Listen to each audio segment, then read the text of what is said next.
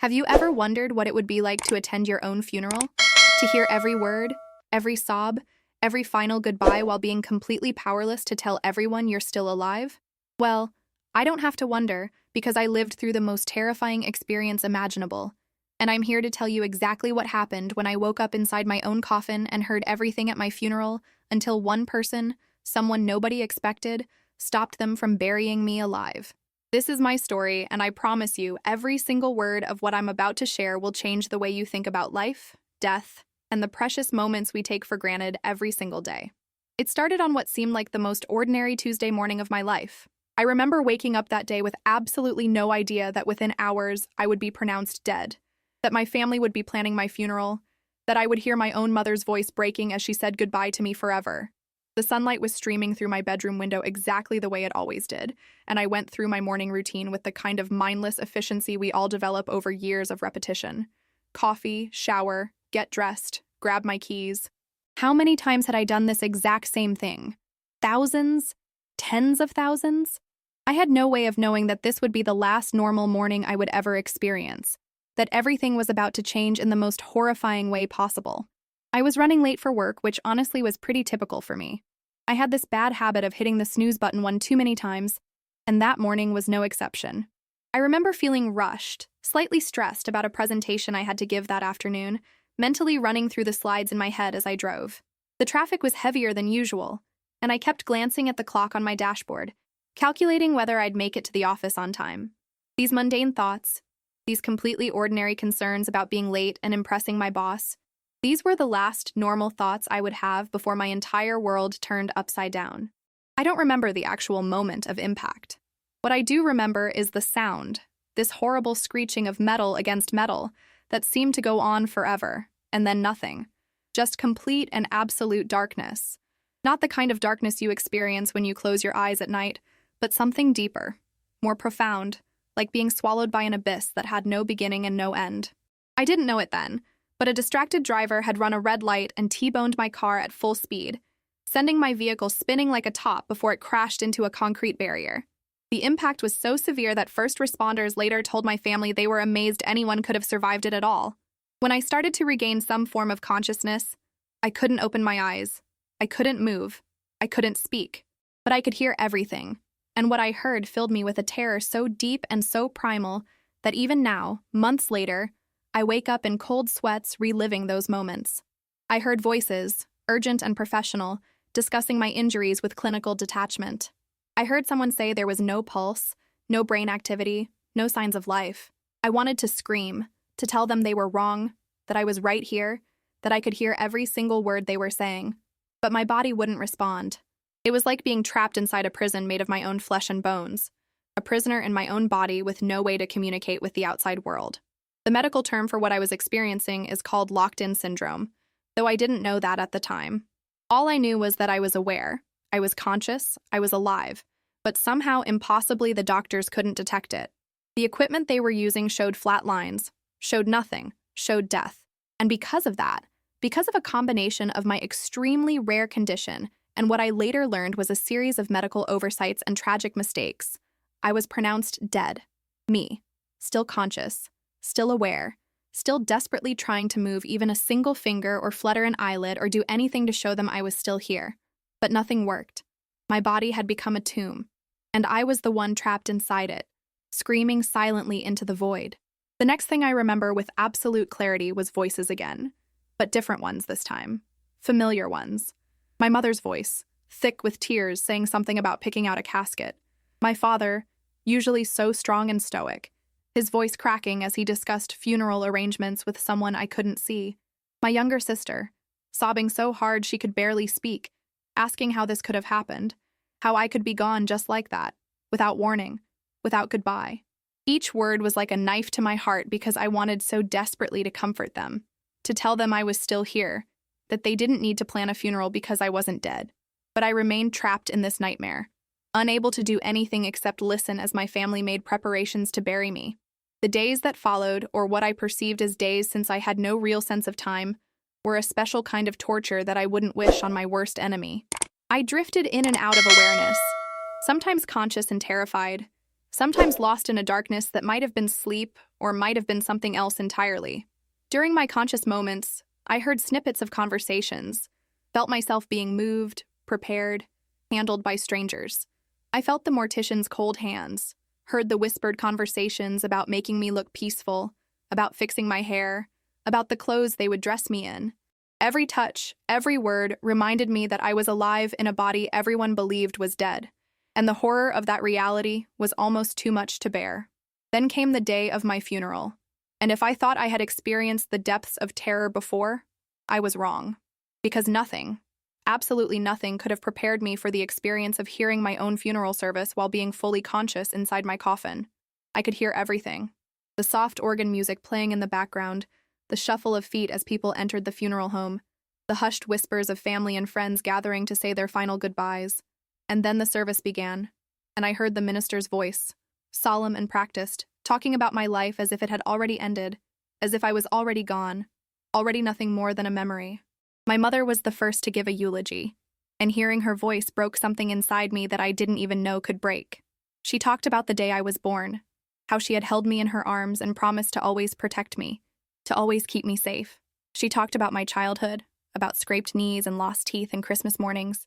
She talked about watching me grow up, about being proud of the person I had become, about all the dreams she had for my future that would now never come true. And through it all, she cried. Deep, wrenching sobs that came from somewhere so deep in her soul that I could feel her pain like it was my own.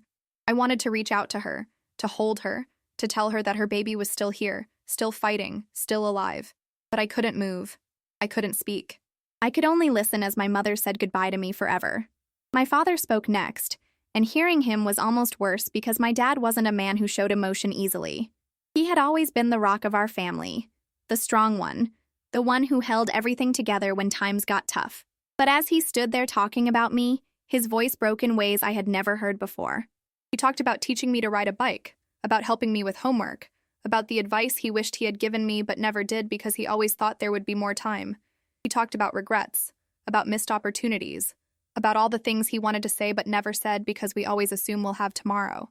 And as I listened to my father's voice crack and break as he tried to hold himself together for everyone else, I felt a despair so profound that I wished in that moment that I really was dead, because at least then I wouldn't have to experience this agony.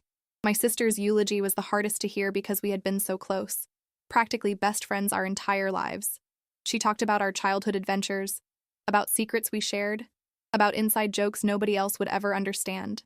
She talked about the last conversation we had, just the day before my accident, about how I had promised to help her move into her new apartment that weekend, about how we had made plans to grab dinner and watch our favorite show together.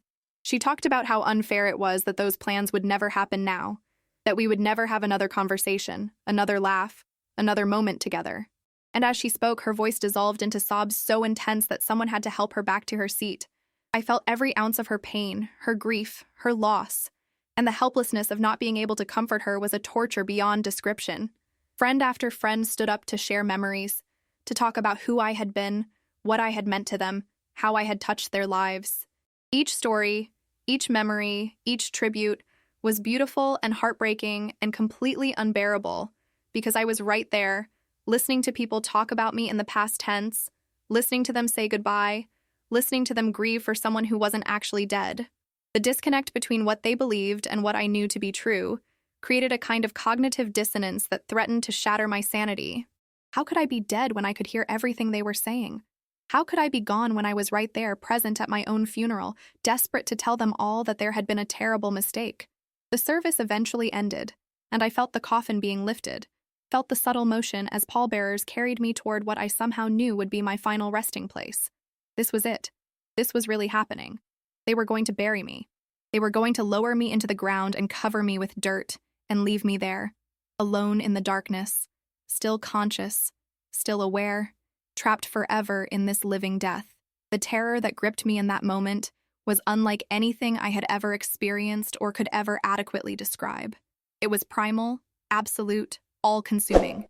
Every fiber of my being screamed in silent protest, but my body remained stubbornly unresponsive, a prison I couldn't escape.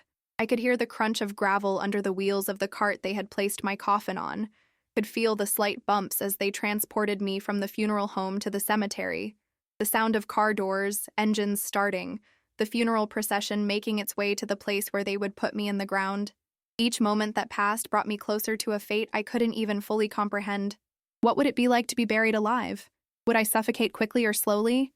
Would I maintain consciousness until the very end?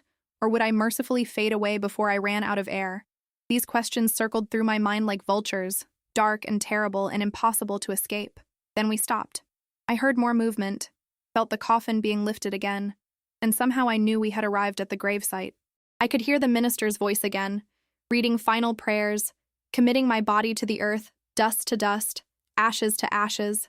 I could hear my mother crying, could hear other people sobbing, could hear the unbearable sounds of grief all around me. And still, I remained trapped, unable to do anything except experience every horrifying moment with full awareness and absolute helplessness. This was really happening. In just a few more minutes, they would lower me into the ground, and that would be it. That would be the end of any chance I had of being discovered, of being saved, of having this nightmare finally end. But then something happened. Something I didn't expect. Something that would save my life in the most unexpected way possible. I heard a new voice, someone who hadn't been at the funeral service, someone whose voice I didn't recognize. It was rough, unpracticed, the voice of someone who wasn't used to speaking up, especially in situations like this. The voice belonged to the cemetery janitor, an older man named Harold who had worked at that cemetery for over 30 years, maintaining the grounds, digging graves, cleaning headstones, largely invisible to the people who came there to grieve. Harold had been standing nearby, waiting to do his job once the service concluded, but something had caught his attention. He told me later, after everything was over, that he had noticed something odd about my coffin, something that didn't look quite right. At first, he dismissed it, thinking it was just his imagination, not wanting to interrupt such a solemn moment. But something kept nagging at him.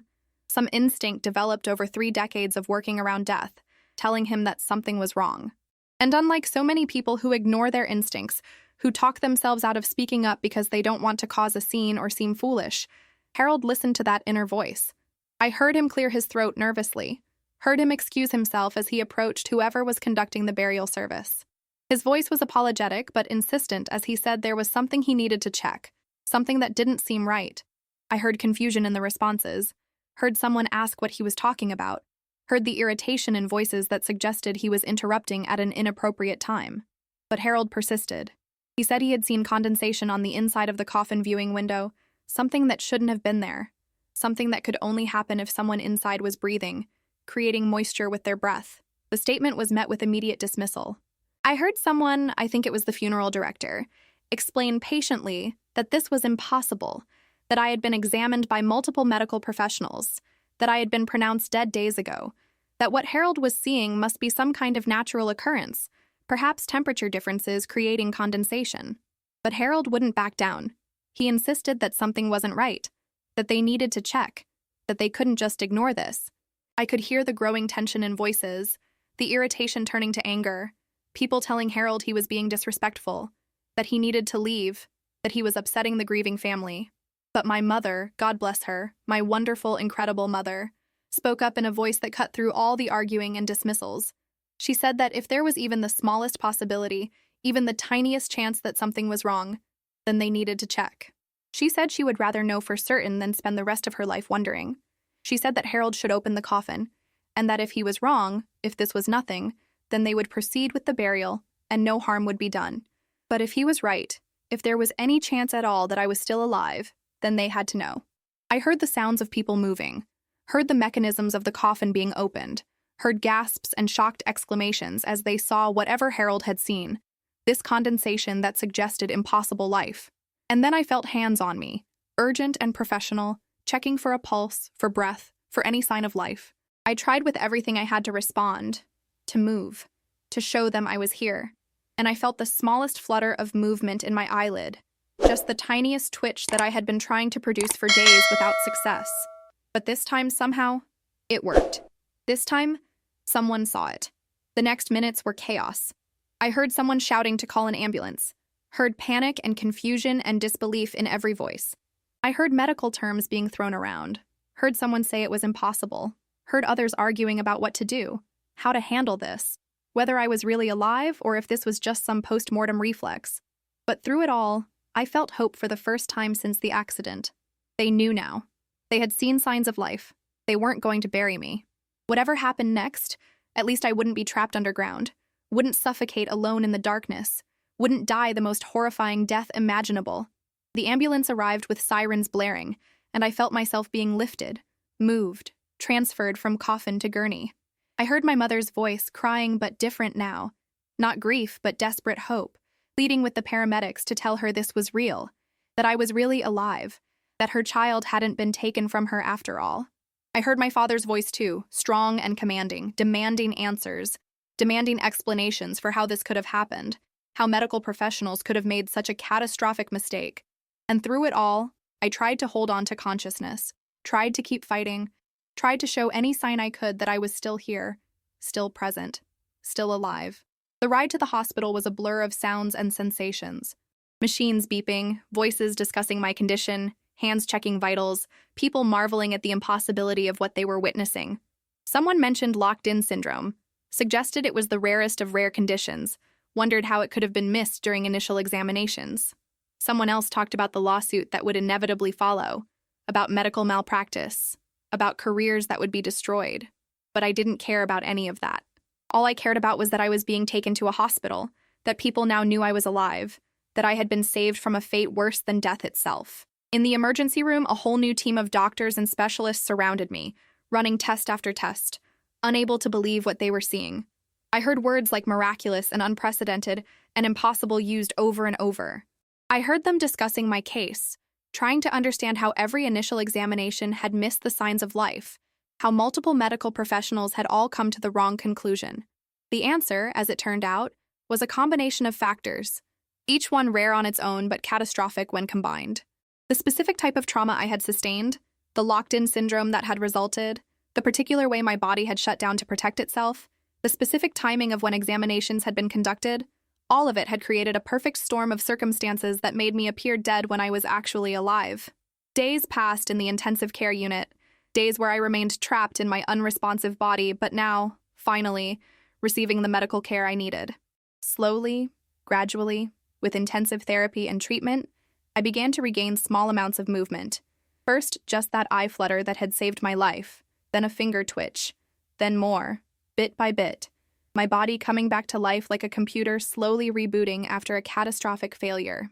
Each small victory was celebrated by my family, who never left my side, who kept vigil day and night, who had been given the most precious gift imaginable, their loved one returned from death itself. The first time I was able to actually speak, even though it was just a whispered word, barely audible, my mother burst into tears.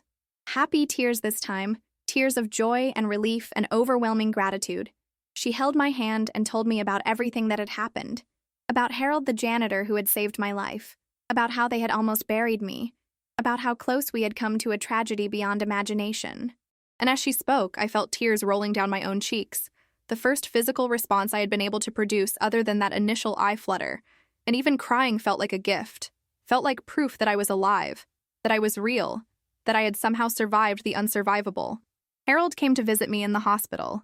This quiet, unassuming man who had trusted his instincts when everyone else had dismissed him, who had spoken up when it would have been so much easier to stay silent, who had saved my life through nothing more than paying attention and refusing to ignore what he had observed.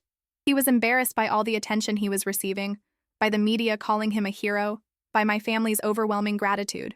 He told me he had just done what felt right, that he couldn't have lived with himself if he had stayed quiet and been wrong. I tried to thank him, but words felt inadequate for expressing what his actions had meant, for conveying the depth of gratitude I felt toward this stranger who had given me back my life. The recovery process was long and difficult. Locked-in syndrome doesn't just disappear overnight, and I had to relearn almost everything, had to work with physical therapists and occupational therapists and speech therapists to regain the abilities most people take completely for granted. Simple things like lifting a spoon to my mouth or walking across a room or saying a full sentence without struggling became major milestones worth celebrating. But I didn't care how hard it was, didn't care how long it took, because every single day I was alive was a gift I had almost lost. A day I should have spent buried 6 feet underground instead of breathing and moving and living. The psychological impact of what I had experienced was something I struggled with for months afterward. I had nightmares about being buried alive, about hearing my funeral, about being trapped in my body, unable to communicate. I developed claustrophobia and panic attacks. I needed therapy to process the trauma of what I had been through, to make sense of the experience of attending my own funeral, of hearing people I loved say goodbye to me forever. But even with all the challenges, even with all the difficult moments and setbacks and struggles, I never stopped feeling grateful for the second chance I had been given, for the miracle that had saved me from a fate truly worse than death. My family was forever changed by the experience, too.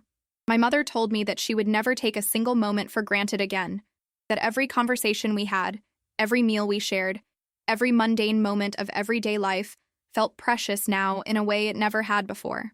My father became more expressive with his emotions, no longer holding back the words of love and appreciation he had always felt, but rarely voiced.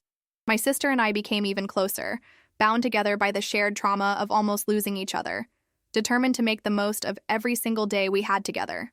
We all understood now, in a way most people never do, just how fragile life really is, how quickly it can be taken away, how important it is to say the things that matter while we still have the chance. The medical professionals who had initially declared me dead faced serious consequences for their mistakes. Investigations were launched, procedures were changed, new protocols were put in place to prevent something like this from ever happening again. I didn't take any joy in their suffering, didn't feel vindictive or angry toward them.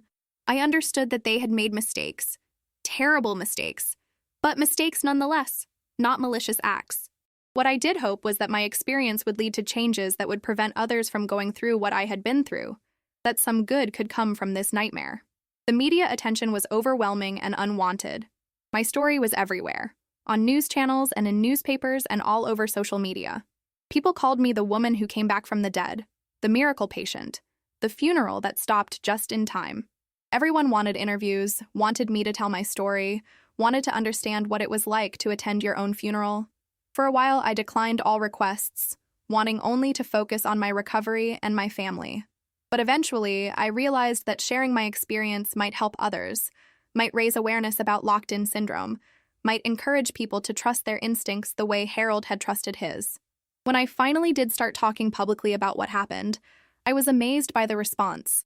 People reached out from all over the world, sharing their own near-death experiences, their own stories of medical mistakes or miraculous survivals. I heard from other people who had experienced locked-in syndrome, who understood the terror of being trapped in your own body. I heard from medical professionals who thanked me for raising awareness about this rare condition. And I heard from ordinary people who said my story had changed their perspective on life, had made them appreciate their loved ones more, had reminded them not to take a single day for granted. One of the most profound changes in my life after the experience was how I approached each day. Before the accident, I had lived the way most people do, assuming there would always be a tomorrow, putting off important conversations and experiences and connections because I thought I had all the time in the world. But now I knew better. Now I understood viscerally, not just intellectually, that any moment could be your last, that you might not get a chance to say the things you need to say or do the things you want to do. So I started living differently, more intentionally, more present, more grateful for every single experience, even the difficult ones, because at least I was alive to experience them. I made amends with people I had fallen out with, not wanting to leave any relationships broken or unresolved. I pursued dreams I had been putting off, no longer willing to wait for some day that might never come. I told the people I loved exactly how much they meant to me, not once but often, never assuming they already knew or that I would have another chance to say it. I volunteered with organizations that helped people with locked-in syndrome and their families, wanting to use my experience to help others facing similar challenges. I became an advocate for better medical training around rare conditions, speaking at conferences and hospitals about the importance of thorough examinations and never assuming anything. And most importantly, I learned to find joy in the smallest moments, in experiences that once seemed too mundane to even notice. A cup of coffee in the morning, the feel of sunshine on my face, a conversation with a friend, a hug from my mother. These simple, everyday things that I had taken completely for granted before the accident became precious beyond measure, because I knew what it was like to be deprived of them, to believe I would never experience them again. Every single day I woke up breathing, moving, alive, felt like a gift I had almost lost, a miracle I would never stop appreciating. Looking back now, months after that terrible day when I almost died, after the funeral that almost became my burial, after Harold saved my life by trusting his instincts and speaking up when everyone else wanted him to stay quiet, I can honestly say that while I wouldn't wish that experience on anyone, I am grateful for the perspective it gave me. I learned things about resilience, about love, about the preciousness of life that I could never have learned any other way. I learned that miracles can come from the most unexpected places, from people we might overlook or dismiss, from janitors who pay attention when others don't. I learned that life can change in an instant, for better or for worse, and that the only moment we truly have is right now, this present moment, and we need to make it count. So now I want to ask you something, and I really want you to think about this question. Have you told the people you love how much they mean to you? Not just assumed they know, not just thought about it, but actually said the words out loud? Because I can tell you from personal experience that you might not get another chance. I came so close, so impossibly close, to leaving this world without my family knowing how much I loved them, without saying all the things I needed to say. Don't make that mistake. Don't wait. Life is fragile and precious and fleeting, and we need to appreciate it while we still can. Tell me in the comments about someone in your life you're grateful for, someone you maybe need to reach out to and tell them how much they matter. I really want to hear your stories. Want to know that my experience is resonating with you, that maybe it's inspiring you to live a little differently, a little more intentionally. And here's the thing I want you to really understand. This isn't just a crazy story that happened to someone else. This is a reminder that life is unpredictable, that tragedy can strike anyone at any moment, that we need to make the most of every single day we're given. I was just an ordinary person, living an ordinary life, until one distracted driver changed everything in an instant. It could happen to anyone. It could happen to you. So please, don't waste the gift of life you've been given. Don't put off important things until tomorrow. Don't leave words unsaid or dreams unpursued. Live fully, love completely, and appreciate every single moment, because you never know when it might be your last. If my story has touched your heart, if it's made you think differently about your own life, I would really appreciate it if you would leave a like on this video. It helps more people find this story, helps spread this important message about appreciating life and the people we love. And please, I'm asking you personally, subscribe to I Lived to Tell, because this channel is dedicated to sharing real stories that matter, stories that remind us what's truly important in life. Hit that subscribe button and turn on notifications so you never miss another powerful story that might just change your perspective on life the way my experience changed mine.